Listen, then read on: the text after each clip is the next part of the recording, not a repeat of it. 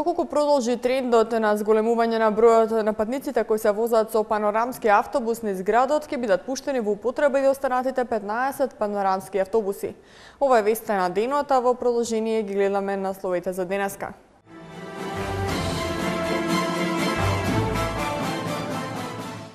Од 14 до 23 јуни ќе се одржува Баскерфест во Скопје. Модерни училишта ги заменуваат старите училишни бараки. Богата програма на манифестацијата Денови на македонската музика. 1000 бели рози донација на Пакомак се засадија во училиштата.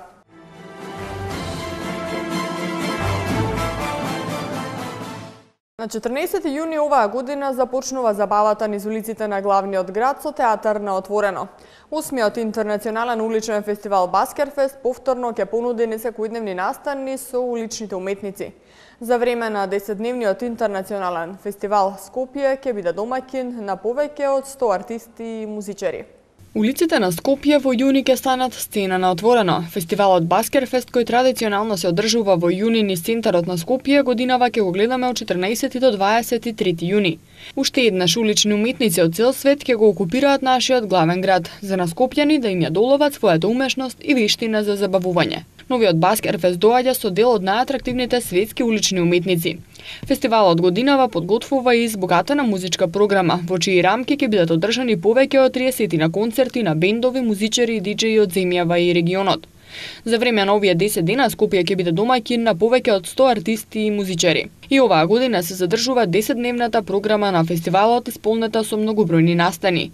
Фестивалот од година на година расте по бројноста на уметници кои го нудат своето несекојдневно шоу, но и по бројот на посетители на настапите. Истиот потеркот на сите светски фестивали од ваков вид привлекува публика не само од Македонија, туку и од соседните земји. Организаторите One Way ветуваат одлични 10 дена уличен театар. И оваа година градот Скопје е покровител на интернационалниот уличен фестивал Баскерфест.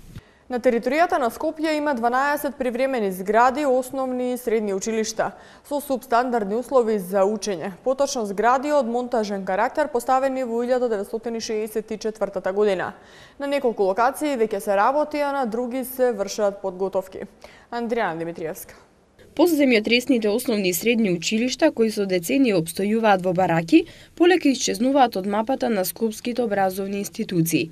Во метрополата привремени училишта се вкупно 12 на број, 9 основни и 3 средни, распослани на територијата речиси на сите скопски општини. Тоа што е важно е дека по неколку децении статус кво, во изминативе неколку години конечно почнаа да се реконструираат од корен или да се уриваат за на нивно место да се изградат нови згради.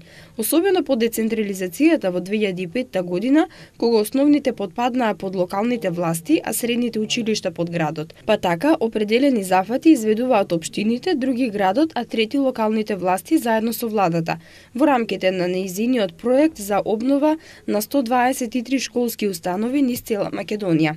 Во градските извештаи за состојбите во училиштата долги години се потенцира опасноста за учениците кои учат во вакви објекти, неквалитетно образование и субстандардни услови, нездрава средина имајќи ги предвид покривите што прокиснуваат и прозорците што не дихтуваат, а тука е и опасноста од струјни удари и пожари поради старата електрична инсталација.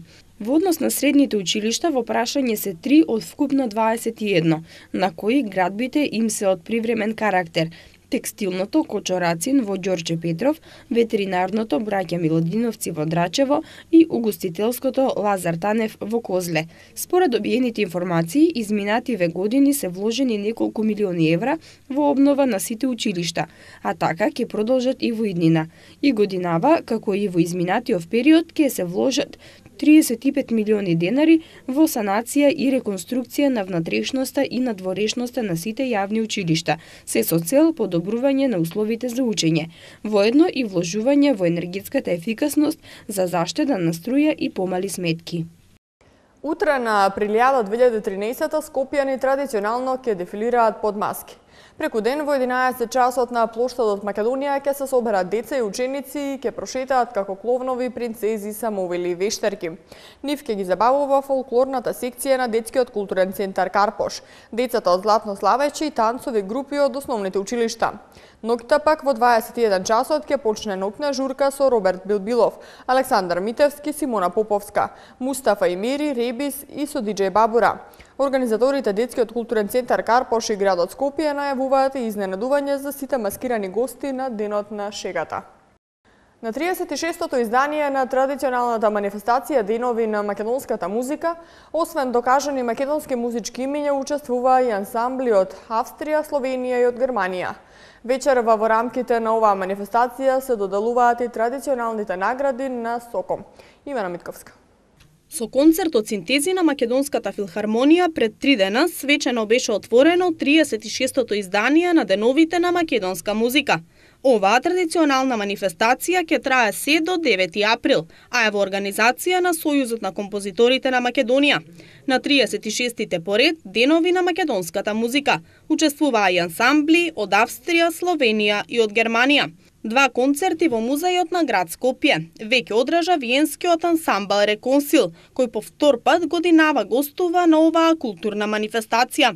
На истата локација на 2 април ќе гостува триото Арс Музика од Љубљана, кој ќе изведе дела на словенечки, македонски и српски автори. А на 6 април во музејот на македонската борба ќе настапат 6 члена од Минхенскиот камерен оркестар, заедно со камерниот оркестар на Македонската филхармонија. 2 камерни концерта со дела од македонски композитори, насловени Made in Macedonia, ќе бидат прикажани на 1 и на 8 април во музејот на град Скопје. А на 3 април во музејот на македонската борба ќе настапи камерниот мешан хор Про Арс. Во годишната програма е отстапен простор и за други жанрови и концерти на електронска музика. Вечерва концерт ќе одржат Никола Коджабашија и Пенелопе Хи во музејот на град Скопје.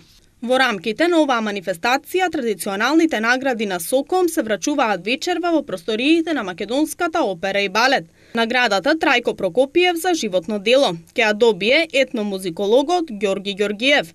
Наградата Панче Пишев за најдобро премиерно или публикувано дело.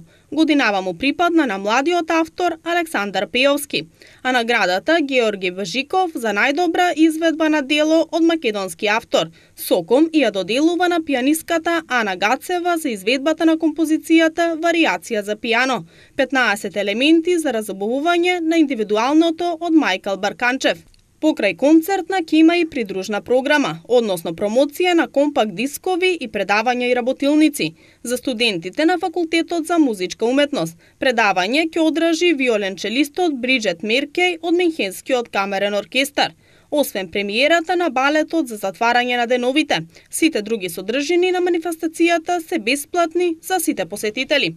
Оваа манифестација на 9 април ќе заврши со премиерата на балетот Александар Трети Македонски на Љубомир Брангјолица, во кој улогите ќе ги играат Александра Мијалкова и Васил Чишевјали. Манифестацијата на 9 април ќе заврши со премиерата на балетот Александар Трети Македонски на Љубомир Брангјолица, во кој улогите ќе ги играат Александра Мијалкова и Васил Чичијашвили во просториите на Македонската опера и балет. Манифестацијата Денови на македонска музика се реализира под покровителство на председателот на Република Македонија Ѓорги Иванов, а е поддржан и од Министерството за култура.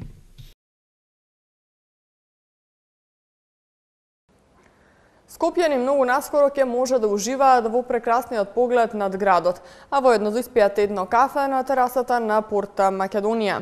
Која фирма ќе има честа да отвори кафуле токму овде, ќе се одлучи на тендер. Освен видиковецот, во портата функционира и галерија која е на 2 нивоа и се изнајмува за одржување венчавки, коктели, пресконференции. Според ценовникот, 1 час изнајмување на просторот чини 6.000 денари, 2 часа 10.000 денари, 3 часа 15.000 денари, 4 часа 20.000, а 5 часа 25.000 денари. Цената за закупување на просторот за повеќе од 5 часа е 30.000 денари. Истражувањето кое покажа дека розите се добри извлекувачи на тешки метали од почвата и прочистувачи на амбиентниот воздух ја поттикна компанијата Пакомак да донира 1000 бели рози кои се засадија во основните училишта. Прилог на Елизабета Дамјановска. Компанијата Пакомак донираше повеќе од 1000 бели рози, кои пак се засадија во повеќе основни училишта во рамки на кампањата Скопје, градот на цвеќето, Скопје, градот на розата.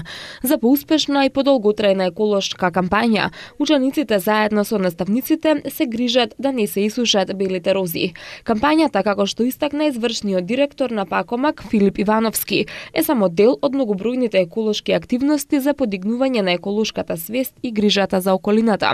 Се надеваме дека со овие прекрасни бели рози училишните дворови ќе бидат поубави, атмосферскиот воздух почист, а розата ќе представува символ на едно почисто и поеколошко Скопје, изјави Ивановски. Инаку кампањата беше поттикната од истражување кое покажа дека розите се добри извлекувачи на тешки метали од почвата и прочистувачи на амбиентниот воздух. Во контекст на еколошката свест и грижата за околината, Пакомак иницираше и еколошки маскенбал по повод 1 април, денот на шегата, кој утре ќе се одржи во трговскиот центар Амстор. Мотото на маскенбалот е рециклирај и маскирај се, а идејата е да се покаже дека и рециклираните материјали може да бидат корисни, доколку креативно се искористат. Во останатиот дел на урбаните вести уште ќе гледате. Спорт. Барселона и ПСЖ се соочуваат со повредени играчи во пресрет на нивниот дуел. Актуел, од утре стартува 7-миот моден викенд во Скопје. Барселона и ПСЖ се соочуваат со повредени играчи во пресрет на нивниот дуел во четвртфиналето на Лигата на шампионите следната недела. Веднаш по блокот реклами следуваат најновите спортски вести.